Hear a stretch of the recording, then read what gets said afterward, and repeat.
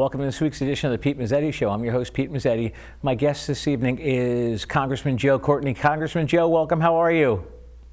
Great, and thank you for setting this up. Want to give kudos to your production team. I've done Zooms with network television, and frankly, this one is about as smooth and well done as any I've seen. So, well, thank you. You've got a good group, working with you. Absolutely, and actually, I want to give kudos to your staff with Patrick and Christian. Everybody's been great over the last couple of days, just trying to get things orchestrated and set up. So, how have you been? I'm fine. I mean, my health's good. Good. Family's good. Just got back from DC Friday night. We were in for a couple weeks. And we're, as you and I were talking off camera, we're on standby 24 hours to get back down in case, hopefully, we strike a deal on another COVID relief package. I was going to say, well, why don't we start there tonight and talk about the COVID relief package that you guys are talking about in the nation's capital. So, I mean, the good news over the last 6 months or so is that we've actually done 4 COVID bills that have been very bipartisan, overwhelming votes. The big one was the CARES Act. Obviously, that's the one that people got checks sent in the mail, and the unemployment extra benefit, the small business loans, the PPP loans, and there was some money for state government, and there was some money for hospitals. Not enough, as it turns out, I believe, and I think any objective person would agree with that. And we know that this recession, which has obviously started because of the pandemic, is far from over. Just in the last couple of days, the airline industry announced mass layoffs because of the fact that the CARES Act money ran out on October 1. So, American Airlines, United, a couple of the other big ones. I mean, it's well over 50,000 new layoffs, really just within the last 48 hours, 72 hours. And, and we're seeing that ripple effect in the aerospace sector because a lot of the airlines have canceled orders for new planes, which means less engine work in Connecticut, at Pratt and Whitney. And talk to anybody, and again, I'm just talking about one sector, but you talk to anybody who's an expert in that area. I mean, they really are not really anticipating real passenger volume, pre-COVID for at least a good year or so. I mean, even if we get a vaccine that, people believe is really working and, confidence comes back. It's just, so anyway, we need another COVID bill. And this bill would extend, more relief in the airline sector, but also, definitely a strong infusion of money for school districts, who are really up against it. I was at the Andover Elementary School today. Nice. And, it's just amazing, frankly, how great the teachers and staff have been, but it's hard. I mean, having to, and the extra expense of equipment and sanitation, sanitizing, and that's a small little, school district comparatively. Some of the bigger districts, I mean, it's even harder. So we need to get more assistance to them and to state government. And so anyway, we've in the House passed 2 versions of a COVID relief bill, the HEROES Act, which was a big one back in May. And, Mitch McConnell just is completely stonewalled, in terms of moving anything forward. So we came out with a smaller version last Thursday night, which we passed. The good news is that Mnuchin, Steven Mnuchin, Trump's Treasury Secretary, has been actively negotiating with the Speaker. If they come to a deal and Trump endorses the deal, then we know there's going to be a vote in the Senate because McConnell, he'll take a bill to the floor if Trump has given his blessing to it. And I'm encouraged that they're still going at it. They had about an hour-long conference call this morning, and they are going to resume tomorrow morning. They had to go back and get some numbers straight so that they're both working off the same, sheet of paper. And hopefully, I'll friggin' swim down to Washington, to Washington, because we are getting mail from people, and it's pretty. For a lot of small businesses, for a lot of individuals, it's getting very, very tough out there. Absolutely, absolutely. What about the stimulus package? What's going on with that? Well, again, that's the COVID relief bill. Oh, okay. And again, there will be another round of stimulus checks. I mean, again, the bill that we passed would be another $1,200 for adults and $500 for dependent children. Okay. And that one, I mean, we have a huge readership now in terms of our email newsletter. Okay. And we did a poll. Asking people what's their number one priority. We put school money and state money and small businesses. Right. But it would probably come as no great surprise to you that the getting another round of payments of checks is number one. Absolutely, absolutely. And recently, just going by what's happening in the world and the news, not only COVID, but from what I understand, it is Ruth Bader Ginsburg passed away. Yes, which. First of all, just from a personal standpoint, it was a great tragedy because she really was a giant in this history. And,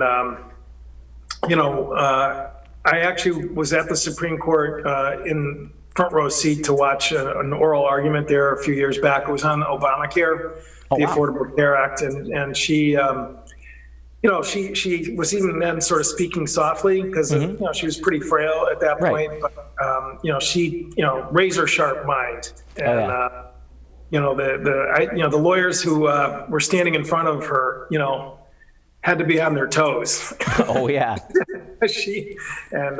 So anyway, obviously that could really tip the scales in the Supreme Court. Right. President Trump is trying to, in my opinion, ram through a nomination with just days to go before an election. Right. And Mitch McConnell, even though there's 3 senators that have already tested positive for COVID, is saying that he will hold a floor vote because they can't do anything remotely.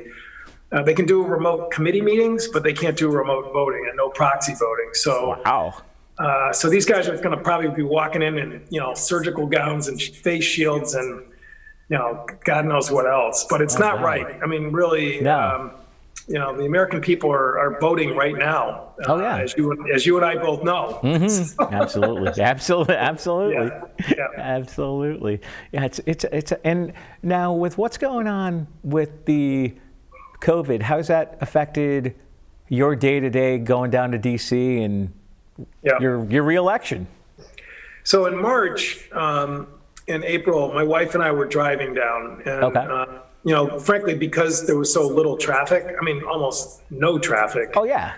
It was like the fastest ride to DC I can ever remember, and as Audrey, who was on furlough at that point, she works at Children's Hospital. Yes. But she's back to work. So at this point, I've been flying down. Again, Southwest Airlines has been, and to some degree United, have been pretty good about capping the number of tickets they sell, so that there is social distancing on the plane. It's a short flight, as you know. It's 50 minutes.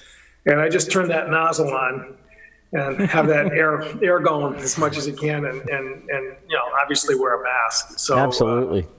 I did test about a week or so ago. And results came back negative. So far the air travel has been safe. Oh, excellent. Now let's talk about your new bill to help Eastern Connecticut school districts during the COVID-19.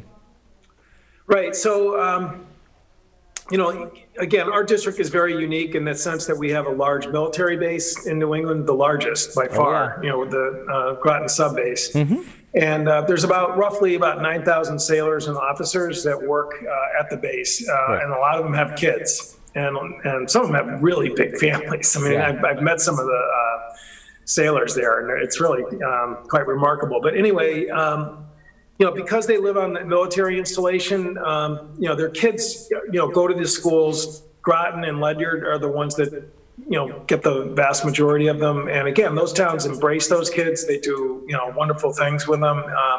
But there really is no property tax base for those children. I mean, so over time, there's been what's called impact aid, which is basically the impact of having large military facilities in districts where the school district gets a payment based on the school census, on the school population of military kids. Well, we heard from the superintendent in Groton and Ledyard is that, because of hybrid learning where, Yep. Kids are there half day, half a week. Some of them are virtual. And there's always a lot of transition with sailors being, deployed and redeployed.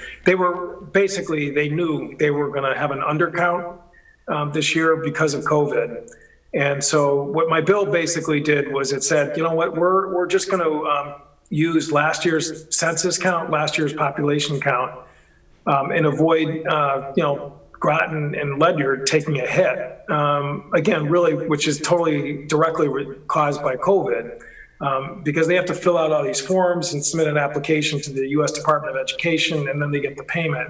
So this basically eliminated that. So I teamed up with a Republican member from South Dakota, a guy named Dusty Johnson, and the two of us, sponsored the bill, and we were very pleased that it actually got through on Friday. It passed on Friday, and we've got pretty good signals in the Senate that it's going to get through. We put out a press release just a couple hours ago, so you're right on it, Pete. And but again, the school superintendent and the Board of Education in those two towns is extremely happy because they were looking at really taking hundreds of thousands of dollars of cuts.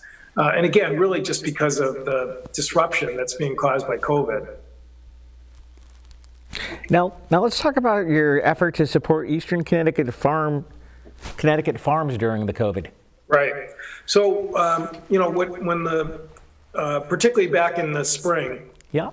the price of agricultural products collapsed. Oh yeah. Partly because restaurants closed, almost across the board. The schools closed, so particularly for dairy and milk products, that's a big customer for them. Oh, absolutely. And the dairy farms in Eastern Connecticut operate on very thin margins, and it's sold by what's called the hundredweight. So it's like right before COVID, it was about $19 per hundredweight, Okay. and it dropped to about $11, which is that is like a catastrophe. Oh, absolutely. So the CARES Act, which passed in March, had an allotment of money to provide for loss of revenue for farmers. They gave out one big tranche for, price losses through like the mid-April, which helped, Right. kind of keep the doors open. But just 2 weeks ago, we got a second tranche of money that is going out to dairy farms. So if you had a farm with about 100 cows, and you've got sort of normal production levels, that's roughly about $20,000 that the second tranche of money is going to provide, which, these guys work really hard, and the dairy farmers, and that's a big deal. Shellfish growers also down in Groton, along the shoreline, because almost their entire product goes to restaurants. Oh yeah. Their sales just completely collapsed. The Department of Agriculture initially really refused to give them any help because they said shellfish growers aren't really farmers, which is not true. Because those guys go out, they plant, inside, and then they transport it out to, waters nearby the shore and harvest it just like a crop. So anyway, we were very excited that we actually convinced them that that they deserve help, and so they're now also qualified for that CARES Act money. Wow, I didn't know that, Joe. You taught me something new tonight. I'm telling you, there are so many nooks and crannies in this, in what we're experiencing right now, and again, the shellfish industry in Connecticut has really been kind of a really success story in the last 10 years or so. It had almost completely disappeared, and it's really coming back. And they're, the oysters. I don't know if you're an oyster eater, but they're delicious. Oh yeah. Yeah, they're very. And they get recognized nationally, for the quality. Absolutely. And I'm sure. During the COVID, the other people that are struggling through are your small businesses.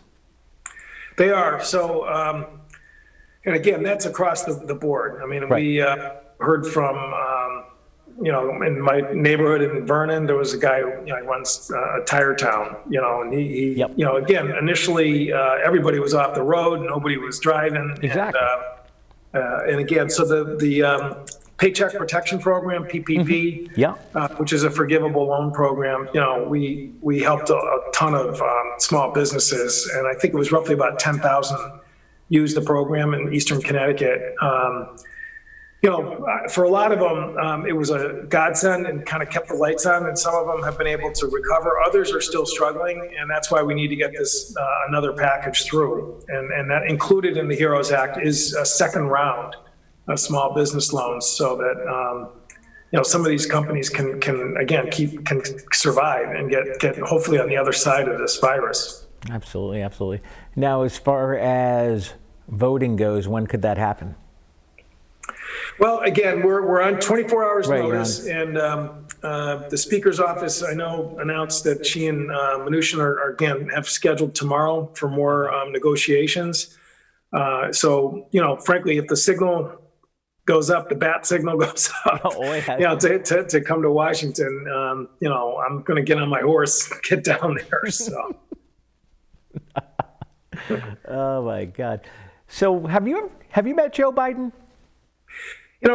Briefly. It's funny because I actually got to know President Obama, and particularly in his second term, and Biden. He's kind of a Senate guy. He's that kind of, and plus he was vice president, so he was over in that chamber. That's right. Quite a bit. So I mean, I met him at some like Christmas parties, Yep. At the White House, and Chris Dodd, the former senator from Connecticut, is extremely close. Absolutely. And there was when I was making my announcement endorsing Biden, I wanted to again just kind of check in with his campaign in terms of shipbuilding and submarine construction, just to kind of be able to check that box. And I called Chris Dodd up. And he was able to connect me right with his people. And again, I think he's going to be a good president for the Navy and for shipbuilding in our region. It's really quite extraordinary. His campaign was on life support there at one point after the New Hampshire primary and the Nevada primary. And he just came roaring back after South Carolina. Speaking of campaigning going, how's your campaign going? So it's unlike any other campaign. Normally we have lots of headquarters and in-person, volunteers and, voter contact at county fairs and, parades and all that stuff. And it's, it was almost started with the St. Patrick's Day week. Yeah. No there hasn't been a parade except a couple car parades. Oh, God. I've been doing some outdoor meet and greet events. This past weekend I did one in Plainfield and one in Bolton. We've done Griswold. We did one in Groton, and it's kind of fun, sort of old-fashioned. Up on a podium, and outdoors, taking questions and that sort of thing. Exactly. But we're going to you'll probably see my face on television, sometime, later this month. And, we're, communicating, again, electronically, in the campaign. Absolutely. We had a couple joint appearances, myself and my opponent, last week. And we have a radio debate scheduled next week. And so, a lot of that's certainly, which is standard operating procedure. Yeah.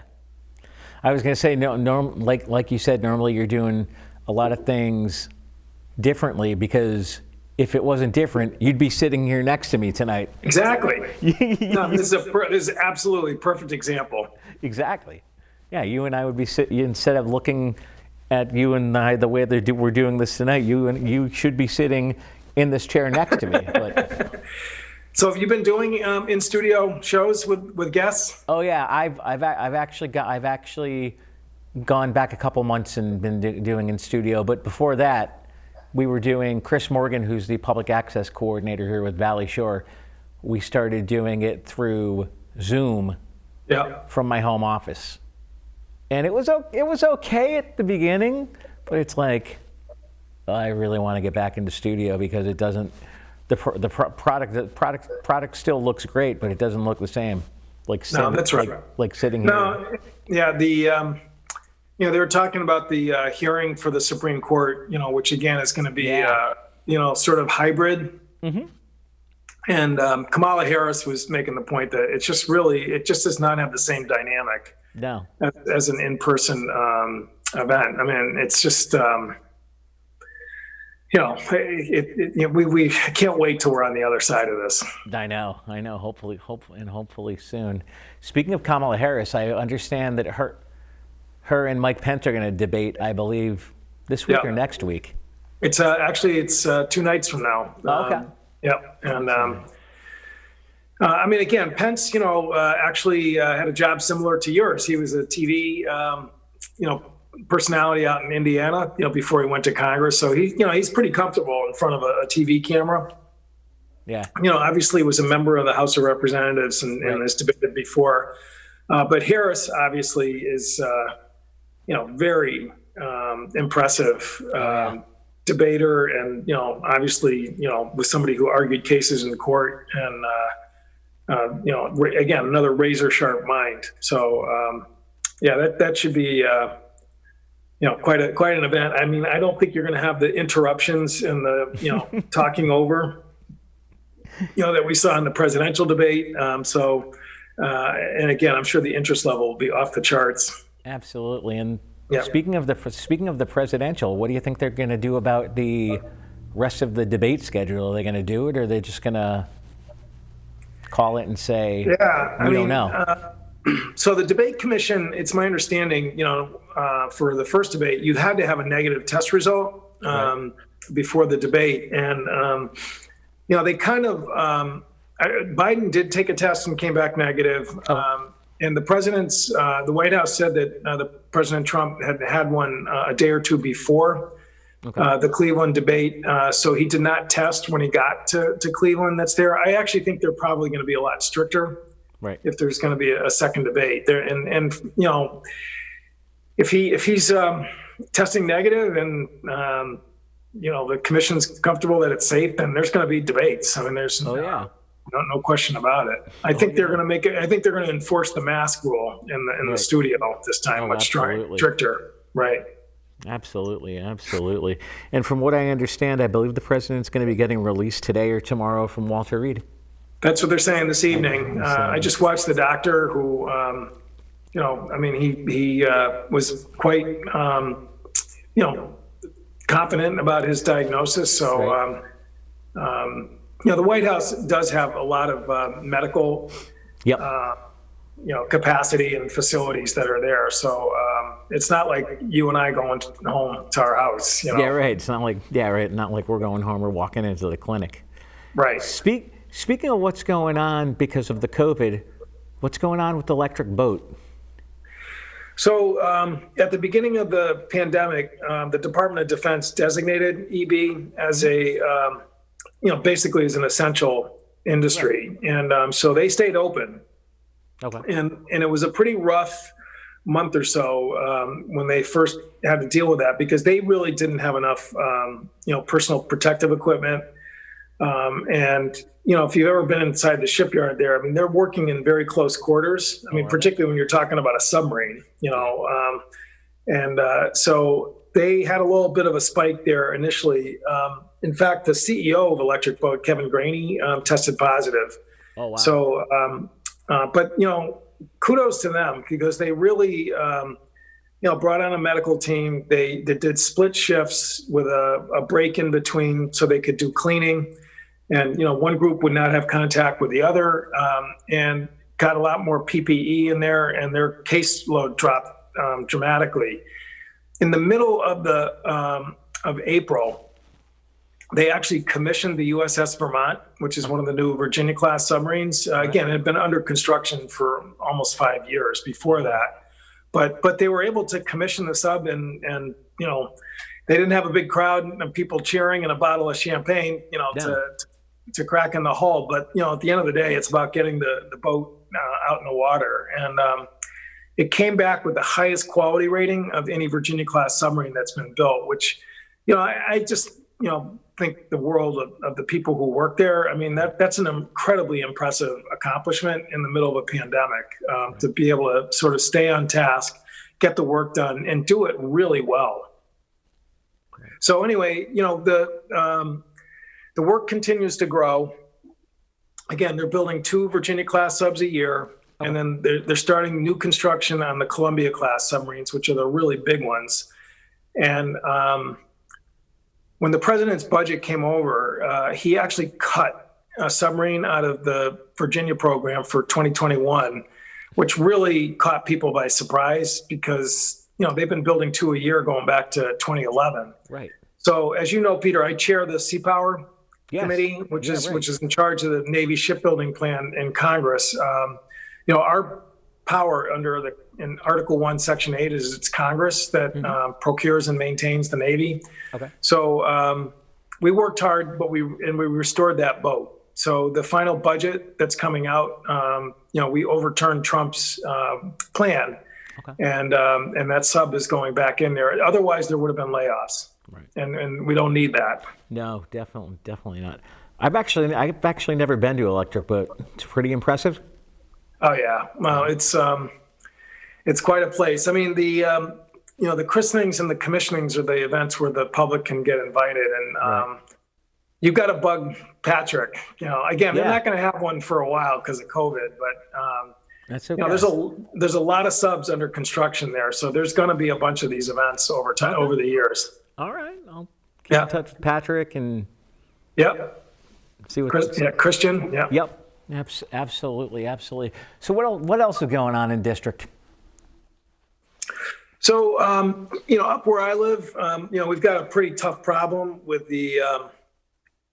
There was a quarry that was supplying concrete for home construction in the 80s and 90s, and it had this metal substance in it called pyrrhotite, which over time, if it's exposed to moisture, which obviously we even though it's kind of a drought this summer, I mean, we do get kind of a rain and snow, and the pyrrhotite rusts, and there's cracking in the concrete, and it's really bad in terms of a house that is maybe 10 years old or 15 years old is suddenly crumbling and collapsing from below. So this has been going on now for about 4 or 5 years, and I was able to get funding from the National Institute of Science and Technology for the Yukon School of Engineering, who actually have some really pretty impressive concrete specialists and experts over there.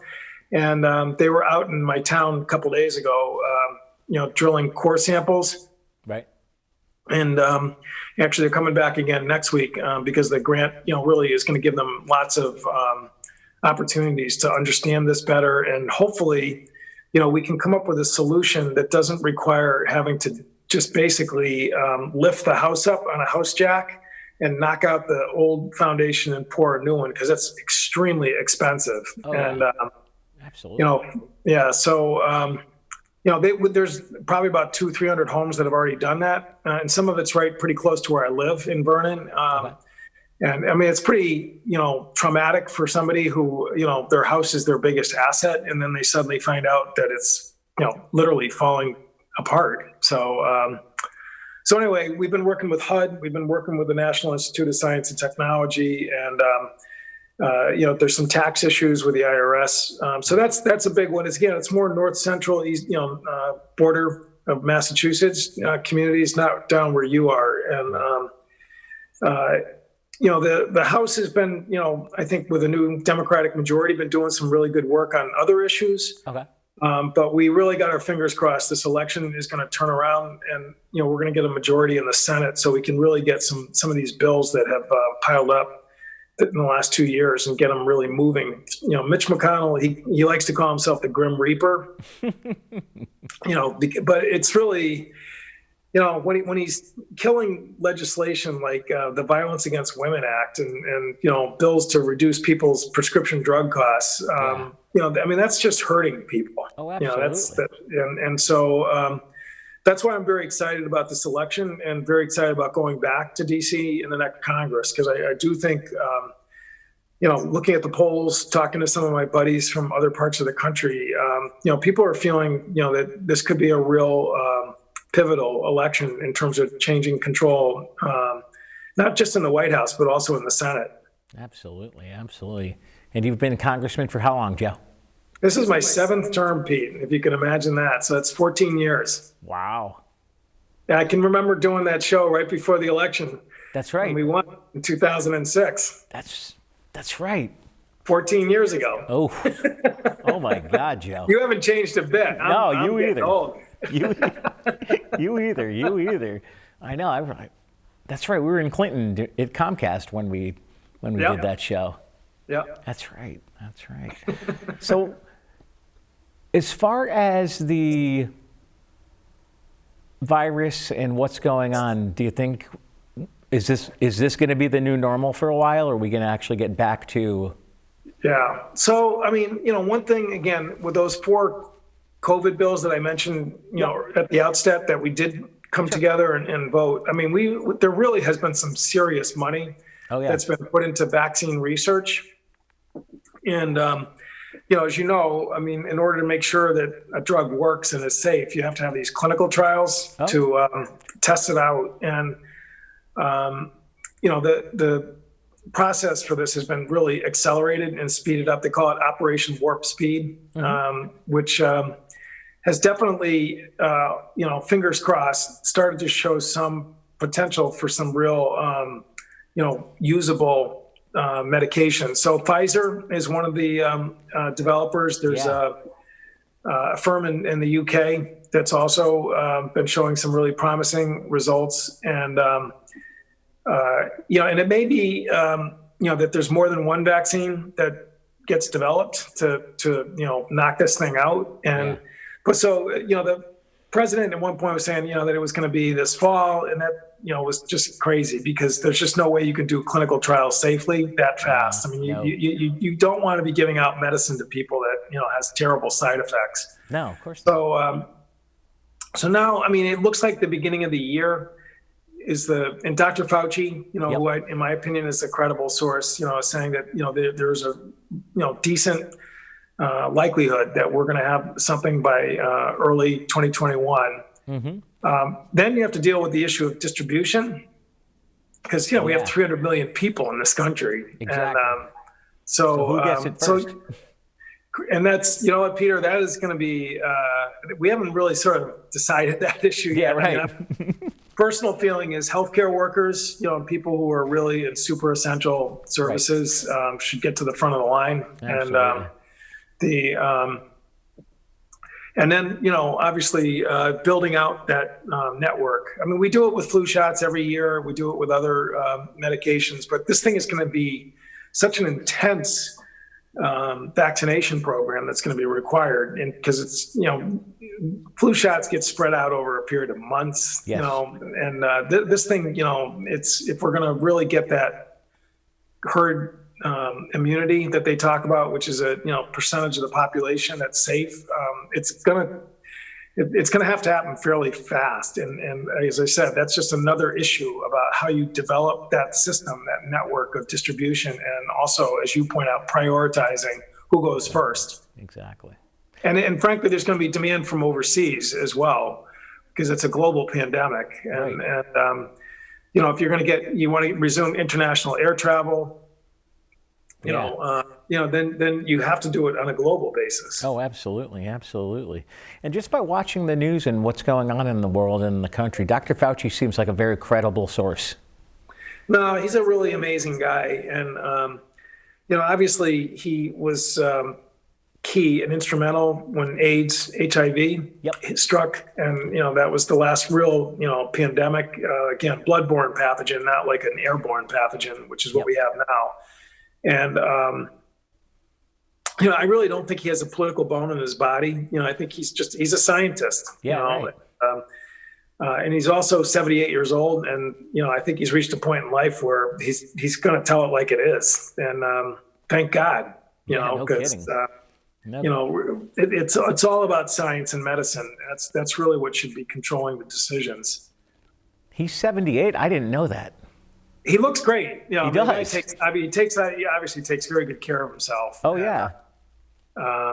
But, his mind is really what I think is the most impressive. He's just, so sharp, and he's able to articulate very complicated scientific ideas, in plain English, which is a real talent. Exactly. Now, what do you think? Is the Supreme Court going to vote before the election, or who knows? So again, the plan is to get the hearing start on October 12th, which is Monday. Oh, okay. Yeah. So it's obviously mock speed. Yep. That McConnell's operating under, and and they want to have a vote before the election, which again is just defies all precedent in terms of they haven't really even done a real background check that's normally done, and so it's that's the plan. And now after the election on November 10th, the Supreme Court has on the docket the Texas case that's looking to strike down the Affordable Care Act. I mean, and I'm saying just completely wipe it out. And it's made its way up through the district court and the appellate courts, and now it's in front of the Supreme Court. And if that happens, that in the middle of a pandemic, when people need their health care, absolutely. The consequence is just almost too horrible to contemplate. And 20 million people would lose their health coverage if when the Republicans tried to repeal the Affordable Care Act.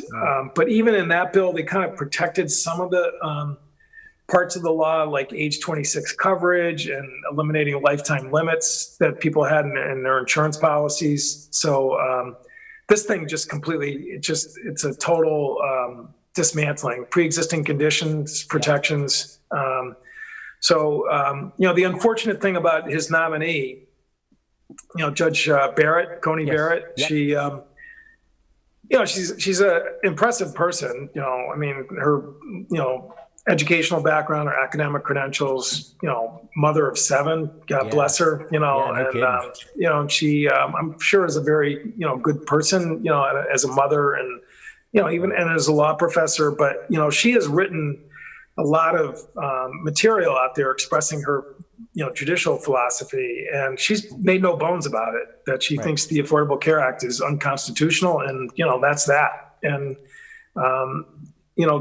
given the fact that the court already upheld it once, to me, a real conservative is a judge who respects judicial precedent and does not just kick over a decision the court just made a few years ago. I mean, to me, that's conservative, is to not be disruptive and recognize that a court's already dealt with the question, and it's a settled law. Exactly. So, Joe, what other committees are you on down there in the nation's capital? So I'm on the Education and Labor Committee, which, again, fingers crossed, we're really going to, with a new majority in the Senate, really start moving some bills. I mean, the big one for me is we have not updated the higher education law of this country since 2008. Okay. And the cost of college has continued to go through the roof. Oh, yeah. You've got a lot of schools that are rip-off artists out there that, ITT Tech, Corinthian College, just total rip-offs. We had one, Ridley Lowell in New London, where the student showed up one day and there was a closed sign on the door. And these are students who had already paid their tuition. And, the Department of Education, particularly under Betsy DeVos, has been completely, worthless as far as trying to help people who, relied in good faith that they would get, skills for nursing or electricians, a whole host of different skills that these for-profit colleges were peddling out there. And so we need to really tighten up and strengthen the rules for institutions that claim that they're giving people diplomas that are worth something and they're not. Okay. And we need to address the cost of college. As I said, I think with a new majority in the Senate, we're really gonna move a bill. Okay. Yeah. Wow. You guys are pretty busy down there in DC, even now that we're working remotely. Yep, no, that's right. So the House, we did adopt rules because, we're 435 people in one room. And so we did allow proxy voting. Yep. So that, and so, for example, I mean, in order to use it, you had to demonstrate that there was a COVID justification. Sure. For asking someone else to cast your vote on a given piece of legislation. So Congresswoman Hayes, Sure. Johanna Hayes, as I'm sure you saw in the news, she tested positive. I did see that. And so she could not go down to Washington, obviously, for the last 2 weeks. And she and I have gotten to be really good friends. We both sit on the same committee, education. And so I was her proxy. So if you were watching C-SPAN, and you'd see me come up to the mic with my mask on, and and I would announce that Congresswoman Johanna Hayes from Connecticut, authorized me to vote, yay or nay, given whatever the bill was, and she's feeling a lot better. She was definitely feeling a little bit of respiratory discomfort that was there, but it's she's a really impressive person. She was National Teacher of the Year, before she got elected. And she's really really a really nice person too, a really kind person. You could see why she was such a successful teacher. Kids, I'm sure, just loved her. Absolutely. Yeah. What else we want to talk about? We've got a little bit more time left. So. Well, let's see. I'm trying to think some of the other issues. We had a hearing last week that was a Zoom hearing. Okay. The Magnuson-Stevenson's Act, which governs, the fishing rules for our country, is due for an update. And as I think you probably know, living closer to the coastline, the sea temperature has changed in Long Island Sound. And, back in, even my lifetime, there was abundant lobster. Oh, yeah. And that's all pretty much disappeared because the temperature of the sound has gone up, and the lobster species population has moved north. They're really all the way up to the Gulf of Maine mostly these days now. So it shows that climate change is real, and it's having some real impact in terms of species migration. What's interesting is that fish that used to be in the mid-Atlantic, like black sea bass and flounder and scup, now that's moved north. So now that's off Connecticut water, off Connecticut shoreline. But the quotas, the fishing limits under the federal law has not adjusted with the change in movement by the fish species. So we literally have boats from Virginia, North Carolina, that are, right off Long Island Sound, just raking in all this fish that their quotas allow. But our guys, because the quotas were designed back before sea temperature rise, they don't get any benefit from the abundance of the new kinds of fish that's there. So we're trying to get the law changed, and we had a hearing last week, and we had some. It was really great. We had some lobstermen from Maine. We had some fishermen from Massachusetts and Rhode Island, and I was there representing the Connecticut guys, who again have been really. It's if you go to the docks, down in Stonington and places like that. I mean, It's really, they used to be packed with boats and very busy, and it's pretty limited. And it's partly because the federal rules prohibit them from fishing with the species that's right here at our doorstep. So hopefully we're going to get a new law that really adjusts the quota limit, so these guys have a fighting chance to keep their fleet, going. I mean, that fleet goes back to the colonial days, in terms of our country. So anyway, there's a lot going on, and hopefully, if the things go well in the election, you and I can, catch up on a lot of it afterwards. Oh my God, I know. Hopefully everything goes well on the election, especially with what's going on in the world, what's going on in the country, and people. I think a lot of people are going to vote absentee ballot rather than standing in line and voting in person. What do you think? No, definitely, and I think frankly, as the cold weather sets in, we're obviously seeing the number of